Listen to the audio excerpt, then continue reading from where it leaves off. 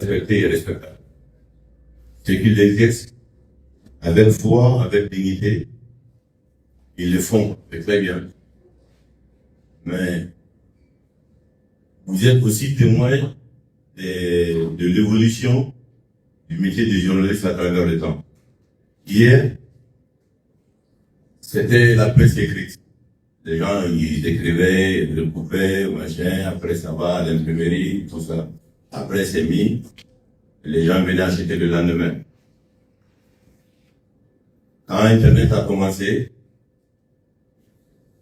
ce métier a dû se réadapter, en tout cas la partie presse écrite. Après, c'était le journalisme. On était tous pressés à un moment,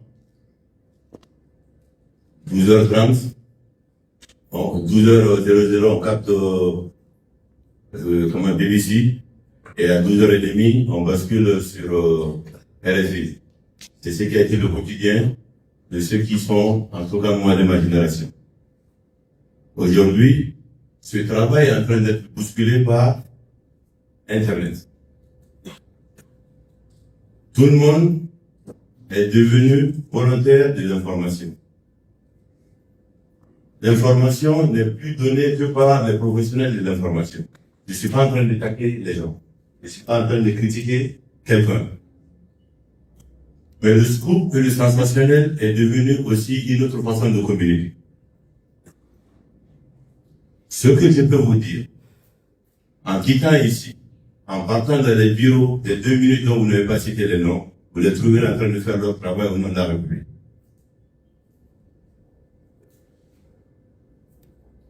En quittant ici, en partant dans leur bureau, vous les trouverez en train de faire leur travail au nom de la République. C'est le sens de la communication respectable et institutionnelle que nous voulons établir avec vous, pour donner la vraie information au bon moment, pour éviter à ce que l'intoxication soit la voie de communication. Notre pays dans lequel on vit, il a atteint un niveau où il ne peut plus reculer. Il ne doit même plus reculer. Les indicateurs de développement sont très bons. Mais dans tous les pays, il y a des citoyens qui sont contre leur pays.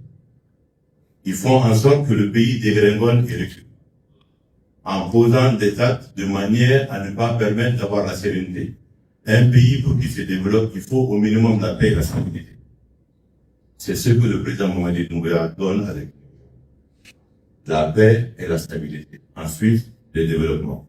Nous avons des indicateurs de développement aujourd'hui, de croissance qui sont très bons. 8,7 pour cette année. On pourrait envoyer les 2 chiffres l'année prochaine ou tout au plus en 2028. Soutenir dans le temps.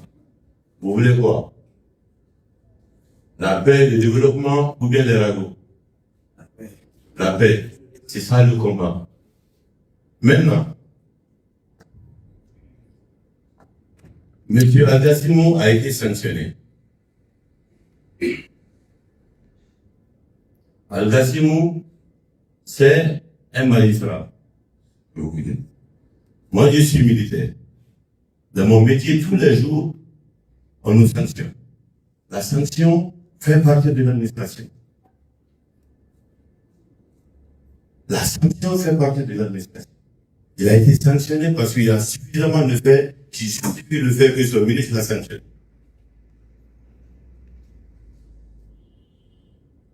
Et après, qui est au-dessus de la loi en République? Qui est au-dessus de la loi en République? N'est-ce pas, il faut un État fort pour que les citoyens puissent avoir le minimum pour vivre en paix et en sérénité.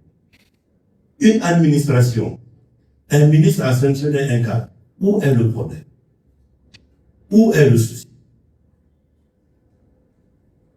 Une sanction est administrative. Et puisque nous sommes de l'administration, nous sommes d'accord que nous sommes de l'administration, on sait tout ce que ça arrive dans le travail. Pourquoi elle a été sanctionnée? C'est ça peut-être la question que vous aurez dû poser. Mais on sanctionne Algassimou ou Amara. C'est normal dans la présentation. La question de fond, pourquoi elle a été sanctionnée? Allez-y chercher les faits. Vous êtes journaliste, c'est ça votre travail. Mais quiconque mérite une sanction, c'est la sanctionner. C'est aussi clair que ça. Est-ce que ça répond à votre question? C'est bon.